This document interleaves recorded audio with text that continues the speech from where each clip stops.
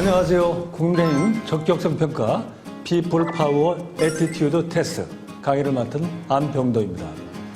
저는 중앙선거관리위원회에서 32년간 근무를 했고 정당에서 시행하는 시도, 당협별 당원연수에서 공직선거법 강의를 주로 했습니다. 현재는 법무법인 대류가주에서 선거소송을 전담하는 고문으로 일하고 있습니다. 오늘 제가 맡은 PPAT 강의 주제는 바로 공직선거법입니다.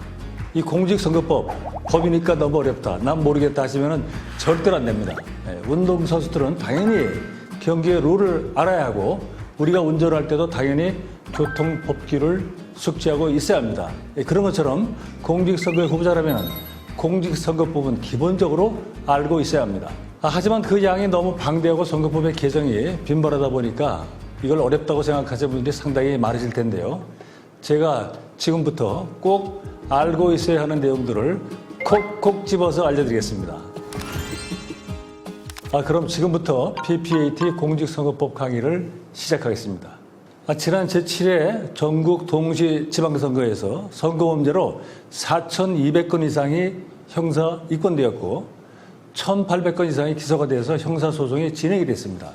그리고 상당수 당선인들은 100만 원 이상의 벌금형을 선고받아서 당선이 무효 처리됐습니다. 즉 이건 남의 일이 아닌 나의 일이 될 수 있다는 겁니다. 그렇기 때문에 후보자 스스로도 공직선거법에 대해서 관심을 가지고 알 필요가 있으며 선거운동을 하기 전에 법을 위반하는지 점검하는 자세가 반드시 필요합니다. 우리는 2022년 6월 1일 제8회 전국 동시 지방선거를 치르게 됩니다. 당선인이 무려 4,000명에 달하고 대통령 취임 20일 후에 실시하기 때문에 실질적으로 대통령 선거와 지방선거가 맞물려 있는 상황입니다. 이럴 때일수록 우리는 공직선거법에 위반이 되지 않는 선거운동을 펼쳐야 되겠죠. 공직선거법의 중심 키워드는 바로 선거운동입니다. 선거운동. 그 선거운동의 의미를 명확하게 알아야 적법과 불법의 경계를 구분할 수가 있습니다. 그 다음에 선거운동에 허용되는 범위와 금지 제한되는 범위를 알아야 합니다. 공직선거법에서는 선거운동이란 당선되거나 또 되게 하거나 되지 못하게 하기 위한 행위라고 다소 막연하게 정의를 하고 있습니다. 그러면서 누구든지 자유롭게 선거운동을 할 수 있다. 그러나 금지 또는 제한되는 경우에는 그러하지 아니하다라고 명시를 하고 있습니다. 선거운동은 당선 낙선의 목적을 가지고 행위를 말하는데 내심의 의사인 목적이 있는지 여부를 판단하는 것이 관건입니다. 그런데 그것이 그렇게 쉬운 일이 아닙니다. 그간의 그 판단은 선거관리기관이 주관적으로 했습니다. 그러면서 선거운동의 자유가 상당히 제약이 됐습니다. 그런데 새로운 판례가 나온 뒤부터 그 판단을 선거인에게 맡기게 되었습니다. 이제는 당선의 목적을 가지고 행한 행위라고 하더라도 외부에 표시된 행위에 대해서 선거인이 선거운동으로 인식하지 않으면 선거운동으로 보지 않는 겁니다. 물론 예외는 조금 있습니다. 이 판례는 선거운동의 공간을 대폭 넓혀주면서 선거 문화에 엄청난 변화를 가져왔습니다. 그리고 선거운동인 듯 보이는데 이를 선거운동으로 보지 않는다고 규정하는 행위들이 있습니다. 선거에 관한 단순한 의견의 개진 및 의사표시, 또 입 후보와 선거운동 준비행위, 투표 참여 권유행위, 또 명절 문자 메시지의 의례적인 인사말, 또 통상적인 정당활동, 정당 후보자 추천에 관한 단순한 지지 반대 의사표시를 하는 행위가 이에 해당이 됩니다. 이런 행위들은 여러분들이 인지도를 높이는 방법으로 안전하게 활용을 할 수가 있습니다. 그 선거운동 기간 규정을 통해서 선거운동은 선거기간 개시일로부터 선거일 전일까지 한다고 할 수가 있다고 명시가 되어 있는데요. 기간별로 허용되는 범위가 조금 다르기 때문에 잘 알아둘 필요가 있습니다. 바로 이 기간을 어기게 되는 경우 불법 사전 선거운동이 되는 것이기 때문입니다. 이 공직선거법은 1994년 공직선거 및 선거부정방지법이라는 명칭으로 제정이 되었습니다. 당시 이 법은 선거의 자유보다는 공정에 중점을 뒀기 때문에 규제 중심으로 만들어졌는데 그 이후에 선거 문화가 점진적으로 이제 개선이 되면서 선거운동의 규제가 많이 완화가 되었습니다. 시기별로 가능한 선거운동을 잠깐 설명드리면은 인터넷 매체와 SNS를 활용한 선거운동, 문자메시지는 상시적으로 가능하고 말, 전화로 하는 선거운동은 선거일을 제외하고 상시 가능합니다. 그리고 선거일 전 180일부터는 선거운동용 명함도 배부할 수가 있습니다. 예비 후보 기간에는 선거 사무소를 설치할 수 있고 선거 사무장 등을 선임할 수가 있습니다. 그리고 또 후보자 어깨띠를 두를 수 있고 팔면에 해당하는 예비 후보 홍보물도 제작하여 활용할 수 있습니다. 또 본선거 기간까지 프로그램을 수신자를 자동으로 선택해 선정하는 동보통신이 총 8회 허용이 됩니다. 이 본선거 기간에는 할 수 있는 활동이 더 많습니다. 상시와 예비 후보 기간에 허용되는 범위를 포함해서 선거 벽보 공보, 현수막, 어깨띠 등을 활용할 수가 있고 공개 장소 연설 대담, 경력 방송, 토론회가 가능합니다. 인터넷 언론사 광고도 활용할 수가 있습니다.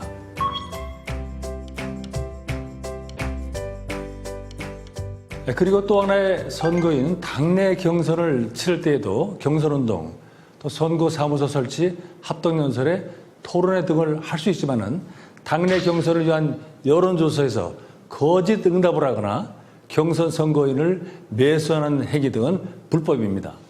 공직선거법에는 선거운동은 선거기간 개시일부터 선거일 전일까지 할 수 있다. 다만 인터넷 홈페이지 또는 게시판, 대화방 등에 글이나 동영상을 게시하거나 전자우편을 전송하는 방법으로 선거운동을 하는 경우에는 그러하지 아니하다라고 규정이 되어 있습니다. 즉 소통이 빠르고 광범위하며 비용이 거의 들지 않고 장점이 많은 SNS 선거운동에 대한 엄격한 규제가 없기 때문에 SNS는 선거운동의 해방구다라고 말할 수 있습니다. 즉 SNS가 선거운동의 주력 매체가 되고 있는 지금 SNS를 잘 분석하고 이를 토대로 선거 전략을 잘 수립해 보라고 말씀드리고 싶습니다. 하지만 선거운동에 있어서 인터넷상에서의 광고는 인터넷 언론사를 제외하고 다른 광고는 할 수 없게 규정이 되어 있습니다. 문자, 동영상 등을 게시하거나 전송하는 대가를 지급하는 행위는 선거법상의 매수자가 되기 때문에 주의하셔야 합니다. 그리고 허위 사실을 공표한다거나 다른 후보자를 비방하는 행위는 위법행위입니다. 실제로 지난 국회의원 선거에서 사이버 선거 범죄로 삭제된 게재물이 약 2만 6천 건에 이르렀습니다. 익명성과 비대면성에 기대어 일어나는 불법과 위반 행위에 대한 경각심은 국민의힘의 공직자라면 반드시 갖고 있어야 합니다. 또한 상시 활용이 가능하기 때문에 문자 메시지를 이용한 선거운동도 많이 이루어지고 있습니다. 문자 메시지를 이용한 선거운동은 타인 명의로 전송은 불가능하고 1회 수신 대상자가 20명 이하 횟수는 제한이 없습니다. 문자, 음성, 화상, 동영상 전송이 가능하며 후보자에 신고된 한 개의 전화로 동보 통신의 방법으로 전송이 가능합니다. 단 선거에 영향을 미치는 문자 메시지를 전송하게 하고 그 대가로 금품을 제공을 하거나 거짓 성명, 명칭, 신분을 표시해서 문자 메시지를 전송하는 경우 또 후보자 또는 예비 후보자가 아닌 자가 자동 동보 통신의 방법으로 문자 메시지를 보내거나 8회를 초과하는 경우에는 공직선거법상 선거범죄로 처벌받을 수가 있습니다. 지난 제7회 전국 동시 지방선거에서 문자 메시지를 이용한 위법행위가 지난 선거에 비해 103% 증가했습니다. 그만큼 많이 활용을 하고 있지만 위법행위도 난무하다는 말입니다. 비대면 선거운동 방식이 더욱 활성화되고 있는 요즘에 공직자로서 또 예비 공직자로서 규정을 잘 지키면서 활용을 하면 좋겠습니다. 예비 후보 기간에 선거사무소를 설치하고 또 선거사무장을 선임할 수 있다고 말씀을 드렸습니다. 선거사무는 선거운동의 거점이 되는 곳으로 선거운동을 위한 외부적 활동이 가능한 유일한 조직입니다. 이외에도 선거운동을 위한 내부적인 기구인 선거대책기구, 또 정치자금 모금 활동을 할 수 있는 정치자금 후원회가 있습니다. 그 외에 선거사무소와 유사한 기구를 설치하거나 이용하는 것은 금지가 됩니다. 특히 선거운동의 본거지인 선거사무소에서 선거 비용의 불법 지출 등 각종 불법 행위와 선거 범죄가 발생할 수 있기 때문에 유의하셔야 합니다. 그리고 후보자의 선거운동을 위해서 산악회, 향후회, 조기축구회, 종친회 등 사조직을 설치하는 것은 금지가 되어 있습니다. 사조직의 구성원들이 개별적인 선거운동은 무방하지만 사조직의 경우에 단체나 대표의 명의로 선거운동을 하면 안 된다는 것을 반드시 기억해 주시기 바랍니다. PPAT 공직선거법 편 여러분들이 지금 함께 하고 계십니다. 선거는 정치 권력을 쟁취하는 과정으로 전쟁과도 같습니다. 전쟁에 비용이 필요하듯 선거에도 선거 자금이 필요합니다. 특히 선거 자금은 정치 자금의 가장 큰 비중을 차지하고 있는 부분으로 정치자금법의 통제를 받고 있습니다. 자, 그렇다면 정치 자금이란 무엇일까요? 정치 자금이란 정치 활동을 하는 자에게 정치 활동을 위하여 제공하는 금전적 재산상의 이익을 말합니다. 선거 비용 제한액의 2분의 1까지 모금할 수 있는 후원의 후원금과 자신의 자산, 친족, 즉 8촌 이내의 혈족, 4촌 이내의 인척의 기부금, 또 차입금, 정당의 지원금 방식으로 정치자금을 조달할 수가 있습니다. 이외에 모든 정치 자금의 제공은 불법일 가능성이 높습니다. 이렇게 정치자금을 조달하는 통로가 좁다 보니까 사실 다양한 불법 행위들이 이루어지고 있습니다. 또 선거 비용은 크게 직접적인 선거운동에 사용되는 선거 비용과 선거운동에 간접적으로 활용되는 선거 비용 외 비용으로 나누어지는데, 직접적인 선거운동에 사용되는 비용인 선거 비용은 첫째, 후보자의 적법한 선거운동 비용, 둘째, 후보자의 불법 선거운동 비용, 또 셋째, 후보자의 배우자 및 직계존비석, 선거사무장, 회계책임자의 불법 선거운동 비용과 불법 기부행위 비용, 넷째, 선거사무장, 회계책임자로 선임 전에 지출한 비용, 다섯째, 누구든지 후보자 등과 통보하여 선거운동을 위하여 지출한 비용이 이에 해당합니다. 선거운동의 간접 비용인 선거비용 외의 비용은 입후보 선거운동을 위한 준비비용, 또 후보자 선출대 비용, 정당 활동에 소요되는 비용, 기타금, 선거사무소 설치 및 유지비용, 모든 납부금 및 수수료 등이 이에 해당이 됩니다. 직접 비용과 간접 비용을 잘 구분해야 하는 이유는 직접 비용인 선거 비용의 경우 선거 비용 제한액의 범위 안에서 지출하여야 하고, 만약 200분의 1을 초과 지출하여 선거사무장 또는 회계책임자가 300만 원 이상의 벌금형 또는 징역형을 선고받으면 후보자의 당선이 무효 처리됩니다. 그러나 선거 비용 외의 비용의 경우에는 지출 보고의 대상이기는 하지만은 비용 지출 제한액에 적용을 받지 않는다는 것에 차이가 있습니다. 최근에 여론조사 위반이 증가하고 있습니다. 선거일에 임박하면 엄청나게 많은 선거 관련 여론조사가 전국에서 쏟아져 나오는데요.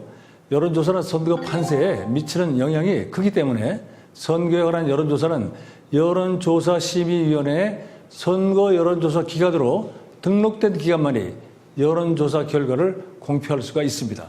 언론기관 등은 후보자의 정책이나 공약을 비교 평가할 수 있는데, 이때 순위나 등급을 매기는 등 서열화하는 행위는 엄격히 금지가 되어 있습니다. 예비 공직자라면 선거 여론조사 기관이 아닌 곳에서 실시한 선거에 관한 여론조사를 공표하거나 여론조사 결과를 왜곡 조작하거나 여론조사 준수사항을 위반해서는 안 됩니다. 특히 선거일 전 60일부터 후보자와 정당 명의의 여론조사는 금지되어 있으며, 선거일 전 6일부터 선거일까지는 결과 공표가 금지가 되어 있습니다. 그 공직선거법의 벌칙은 모두 33개 조문으로 각종 제한 규정 위반죄 1개 조문에 규정된 범죄 유형만 해도 자그마치 57가지에 이릅니다. 선거 범죄로 인해 100만 원 이상의 벌금형을 선고받으면 당선이 무효가 됩니다. 더불어 보전선거비용 반환, 기타금 귀속, 불법 비용 몰수비 추징, 피선거권 및 공직 임용에 5년에서 10년까지 배제되기 때문에 예비 공직자라면 선거 범죄 유형에 대해서 잘 알아야 합니다. 다음은 수많은 선거 범죄 중 많이 발생하는 중대한 선거 범죄 몇 가지를 소개해 드리겠습니다. 공직선거에서 금품선거는 줄어드는 반면에 허위사실을 적시하여 이를 공표하는 허위사실 공표죄, 성추행, 특혜 취업 등 사회적 평가가 저하다는 사실을 적시하여 비방하는 후보자 비방죄는 늘어나고 있습니다. 이외에도 정당의 공천 대가를 수수하는 행위, 또 선거 브로커의 금품 수수 행위, 후보자와 당선인을 매수하는 행위에 해당하는 매수자가 있습니다. 의원, 후보자와 그 배우자는 법상 일부 허용되는 기부행위 외에는 일체 기부행위가 금지가 되니 기부행위 위반죄에 대하여 각별히 주의하셔야 합니다. 지금까지 공직선거법에 대해 알아봤는데요. 문제를 풀면서 한 번 더 중요한 부분을 강조해 드리겠습니다. 문자가 나오면 동영상을 일시 정지한 후에 한번 직접 풀어보시고 제 설명을 들으면 더 이해가 쉬우리라고 생각합니다. 지금부터 함께 문제를 풀어보겠습니다. 자, 문제를 풀어보겠습니다. 다음 중 선거운동에 해당하는 것은, 선거운동은 당선되거나 또 되게 하거나 되지 못하게 하는 행위라고 선거법에 정의되어 있고, 또 이 후보 준비행위, 선거운동을 위한 준비행위, 선거에 관한 단순한 의견에 개진, 명절에 의례적인 문자 메시지를 보내는 행위, 이런 것들은 선거운동으로 보지 않는다고 규정되어 있습니다. 보기 1에 친지에게 선거운동을 도와달라고 하는 행위는 선거운동 준비 행위에 해당하기 때문에 선거운동이 아니고, 보기 2도 명절 문자 메시지는 선거운동으로 보지 않는 행위입니다. 보기 3도 이 후보 준비행위 또는 언론기관의 취재 보도 행위로 선거운동이 아닙니다. 그러나 보기 4번 후보자 비방 행위는 낙선 목적의 선거운동으로 후보자 비방죄에 해당하고, 또한 선거일 전 180일부터는 선거에 영향을 미치는 유인물은 배부할 수 없게 규정이 되어 있습니다. 따라서 정답은 불법 선거운동인 4번입니다. 다음 문제입니다. 아래는 지방선거의 당내 경선을 준비하는 실무진의 대화 중 일부입니다. 다음 중 틀린 발언을 한 사람은, 당내 경선은 여러 가지 방법으로 실시할 수 있습니다. 그중 하나가 당원이나 비당원이 투표나 여론조사로 참여하는 방식입니다. 그리고 모든 경선 후보자가 서면 합의를 하면 여론조사로 당내 경선을 대체할 수도 있습니다. 이와 같은 경선에서 탈락한 후보자는 당의 선거에 같은 선거구에 후보자로 등록될 수 없습니다. 그리고 당내 경선은 본질적으로 정당의 자체적인 행사이기 때문에 공직선거법의 관여는 최소한에 그쳐야 합니다. 정당이 당내 경선을 선거관리위원회에 위탁하여 실시하는 경우에도 그 경선 및 선출에 대한 이의 제기는 당의 정당에 하여야 합니다. 지연은 서면 합의된 경선을 대체하는 여론조사의 실시와 당원의 가입 자격이 있는 사람이 경선 선거인이 될 수 있다는 설명을 올바르게 하고 있습니다. 그리고 우위는 비당원이 당내 경선에 참여하는 것을 또한 올바르게 설명을 하고 있습니다. 완득은 당내 경선에 대한 이의 제기는 국가기관인 선거관리위원회가 아니고 당에 하여야 한다고 설명하고 있습니다. 맞는 설명입니다. 그러나 창화는 경선에서 탈락한 후보가 탈당하여 다른 정당에 입당하고 같은 선거구에 출마할 수 있다고 설명하고 있습니다. 이것은 틀린 설명입니다. 공직선거법에서는 경선 후보자로서 당의 정당의 후보자로 선출되지 아니한 자는 당의 선거구에 같은 선거구에서는 후보자로 등록될 수 없다고 규정하고 있습니다. 따라서 정답은 3번입니다. 다음 문제입니다. 다음 중 문자 메시지 발송에 관한 설명 중 틀린 것은, 문자 메시지는 20통 이하로 보내는 경우에는 무제한으로 보낼 수가 있습니다. 다만 동보통신으로 보내는 경우에는 예비 후보자 그리고 후보자는 8번에 한해서 보낼 수 있습니다. 동보통신으로 보내는 경우에는 통수에 기준을 두고 있지 않기 때문에 20통 이하로 보내는 경우에도 동보통신을 이용하면 그 횟수에 포함됩니다. 그리고 후보자가 자신의 의사 지배 하에서 다른 사람에게 동보통신을 실행시키는 행위도 자신의 행위로 보기 때문에 선거법상에 아무런 문제가 없습니다. 보기 1은 후보자가 자신의 의사 지배 하에서 다른 사람에게 동보통신을 실행하게 하는 행위에 대한 설명이고, 보기 2는 선거운동이 아닌 명절 문자 메시지 전송에 관한 설명입니다. 보기 3은 20명 이하에게 문자 메시지를 보내는 일반적인 방법을 설명하고 있습니다. 모두 옳은 설명입니다. 그러나 보기 4는 20통 이하의 문자 메시지 발송이라고 하더라도 프로그램을 이용하여 수신자를 자동으로 선택하여 전송하는 방법을 택하고 있기 때문에 동보통신에 해당합니다. 따라서 틀린 설명이고 정답은 4번입니다. 다음 문제입니다. 공직선거법 제119조 선거 비용 등의 정의에 규정된 선거 비용에 해당하지 않는 것은 선거 비용은 직접 선거 운동에 소요되는 비용을 말합니다. 후보자의 적법한 선거운동 비용, 그리고 후보자의 불법 비용, 후보자의 배우자 및 직계 좀비속, 선거사무장, 회계 책임자의 불법 선거운동 비용과 불법 기부행위 비용, 선거사무장 회계 책임자로 선임되기 전에 지출한 비용 등의 선거 비용에 해당되어 선거 비용 제한액에 의하여 통제가 됩니다. 보기 2번은 회계 책임자로 선임되기 전에 선거 운동을 위하여 지출한 비용, 그 보기 3은 후보자의 아들이 불법 기부행위 비용, 또 보기 4번은 후보자와 함께 다니는 자에게 제공한 식사 비용은 모두 선거 비용에 해당하는 비용입니다.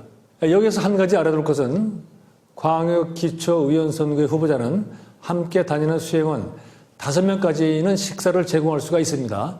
이 행위는 불법 기부 행위로 보지 않습니다. 보기 1번에서 점자형 선거 공보 작성 비용은 후보자를 위하여 지방자치단체가 부담하는 비용입니다. 따라서 선거 비용에 포함되지 않고 선거 비용 보전 대상도 아닙니다. 여러분들도 이 제도를 적극적으로 활용하시기 바랍니다. 이 문제의 정답은 1번입니다. 다음 문제입니다. 공직선거법 제108조 여론조사의 결과 공표 금지 등에 대한 설명으로 틀린 것은 선거일 전 60일부터는 선거에 관한 여론조사를 투표용지와 유사한 모형에 의한 방법을 사용하거나 후보자 또는 정당 명의로 선거에 관한 여론조사를 할 수 없습니다. 그리고 선거일 전 6일부터는 정당에 대한 지지도나 당선인을 예상하게 하는 여론조사의 결과를 공표하거나 인용하여 보도할 수 없습니다. 또한 누구든지 선거에 관한 여론조사를 하는 경우에는 조사기관의 명칭과 전화번호를 밝혀야 합니다. 보기 1번은 선거일 전 6일 전에 조사한 선거에 관한 여론조사의 결과를 공표하는 것은 법상 무방하다는 설명이고, 보기 3번은 선거에 관한 여론조사를 할 때 조사기관의 명칭과 전화번호를 밝혀야 한다는 설명입니다. 보기 4번은 선거일 전 60일부터는 투표용지와 유사한 모형에 의한 방법을 사용하거나 후보자 또는 정당의 명의로 선거에 관한 여론조사를 할 수 없다는 설명인데 모두 맞습니다. 그러나 보기 2번은 틀린 설명입니다. 선거일 전 6일부터는 선거에 관한 여론조사의 결과를 공표하거나 인용하여 보도할 수 없다는 것이지 그 기간 중에 선거에 관한 여론조사를 할 수 없다는 것은 아닙니다. 따라서 정답은 2번입니다. 다음 문제입니다. 공직선거법 제58조의 2 투표 참여 권유 활동에 대한 설명으로 틀린 것은 투표 참여 캠페인은 누구든지 할 수 있습니다. 그러나 호별 방문, 투표소 100m 안에서는 할 수 없습니다. 투표 참여 캠페인은 특정 후보자를 지지, 추천하거나 반대하는 내용을 포함하여 할 수 없습니다. 이런 내용들이 투표 참여 캠페인의 원칙입니다. 보기 1은 호별 방문의 방법으로 투표 참여 캠페인을 할 수 없다는 설명이고, 보기 2는 후보자가 자신의 선거운동을 위하여 법상 허용되는 선거운동의 방법인 선거사무소의 현수막을 이용하여 투표 참여 캠페인을 하는 것은 무방합니다. 보기 3도 보기 2와 같은 내용으로 공개 장소의 연설 대담 장소에서 투표 캠페인을 하는 것은 무방합니다. 그러나 보기 4의 전화를 이용한 선거운동은 송수화자 간 직접 통화하는 방식에 한정합니다. 따라서 선거운동과 병행하여 송수화자 간 직접 통화하는 방식이 아닌 후보자의 육성이 녹음된 ARS를 이용하여 투표 참여 권유하는 것은 가능하지 않습니다. 따라서 정답은 4번입니다. 다음 문제입니다. 공직선거법 제230조 매수 및 이의유도죄. 다음은 선거관리위원회에서 진행하는 지방선거 출마자 교육 중 일부이다. 틀린 내용을 고르면 매수 및 이의유도죄는 당선, 낙선, 선거운동, 투표 등의 대가로 금전 등 금품을 제공하는 행위를 처벌의 대상으로 하고 있습니다. 보기 1은 매수 행위의 상대방이 선거인이라는 자연인뿐만 아니라 기관, 단체, 시설도 대상이 될 수 있다는 설명입니다. 그리고 보기 2는 선거에 영향을 미치게 하기 위하여 문자메시지, 이메일을 전송하거나 인터넷 홈페이지의 게시판 대화방에 글을 게시하는 대가로 금품 등을 제공하는 경우에도 매수죄에 적용을 받는다는 설명입니다.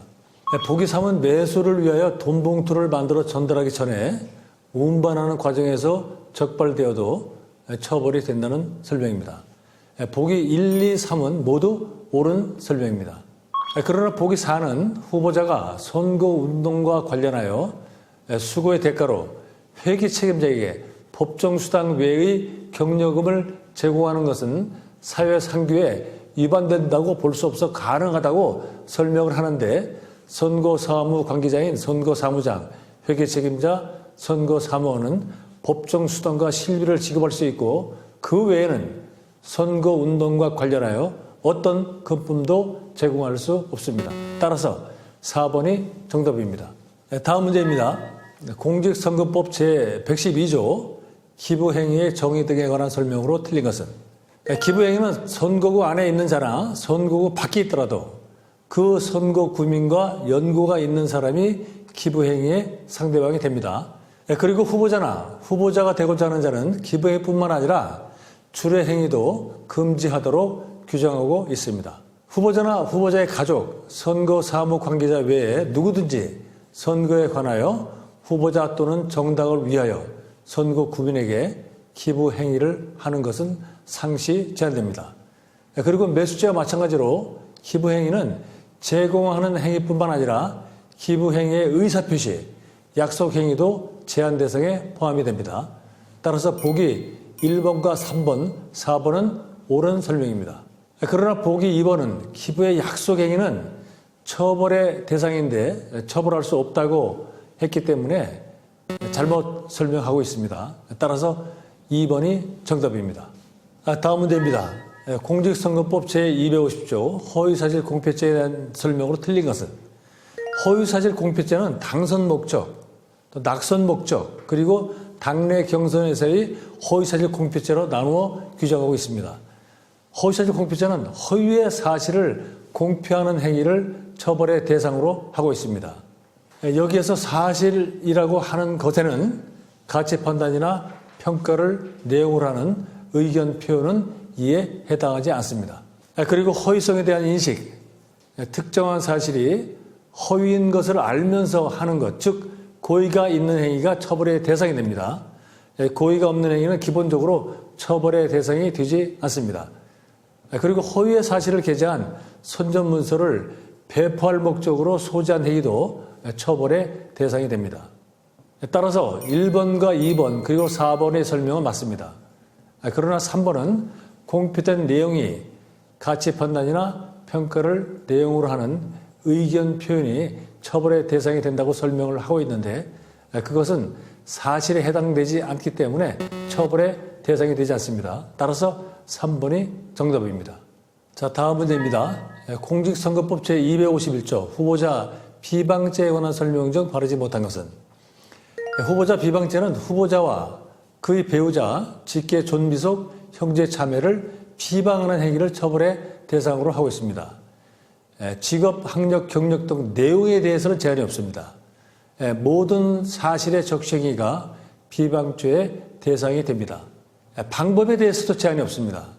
방송, 신문, 통신, 선전문서, 기타의 모든 방법으로 비방하는 것이 비방죄의 대상이 됩니다. 비방하는 행위가 진실한 사실로서 공공의 이익에 부합하는 때에는 위법성이 조각되어 처벌의 대상이 아닙니다. 공공의 이익이라는 것은 적시한 사실이 선거인에게 투표하는 데 유익한 정보로 작용하거나 사회 여론 형성 또는 공개 토론에 기여하는 내용에 해당하는 경우에 공공의 이익에 부합한다는 의미입니다. 보기 1번은 후보자 또는 그의 배우자의 사생활에 속하지 아니하는 사항이라도 사실의 적시에 해당한다는 설명이기 때문에 맞는 설명입니다. 보기 2번은 후보자의 배우자 또는 직계 존비속이나 형제 자매에 대한 비방도 처벌의 대상이라는 설명이기 때문에 이 설명도 맞습니다. 보기 3번도 비방이 진실한 사실로서 공공의 이익에 관한 때에는 처벌하지 않는다고 하고 있어서 맞는 설명입니다. 그러나 보기 4번은 정보통신망을 이용하여 후보자를 비방하는 행위는 처벌할 수 없다고 설명하고 있는데 비방죄에서 적시의 방법에는 제한이 없습니다. 따라서 4번의 정답입니다. 지금까지 국민의힘 적격성 평가 PPAT 공직선거법에 대해 함께 알아봤습니다. 많은 공직 후보자들이 당선을 위해 또 시민과 주민을 위한 제대로 된 정치를 펼치기 위해 오늘도 노력을 하고 있습니다. 공직선거법 위반은 이러한 노력을 하루아침에 물거품으로 만들 수 있기 때문에 오늘 강의 내용을 꼭 숙지하시기 바랍니다. 그럼 이상으로 국민의힘 적격성 평가 PPAT 공직선거법 편 강의를 마치겠습니다. 다음 강연자는 누구일까요?